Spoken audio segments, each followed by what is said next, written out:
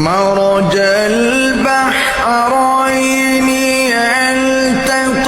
يلتقيان بينهما برزخ لا يبغيان فبأي آلاء ربكما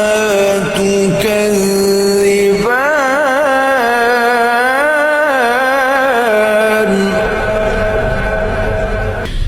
يخرج منهما اللؤلؤ والمرجان فبأي آلاء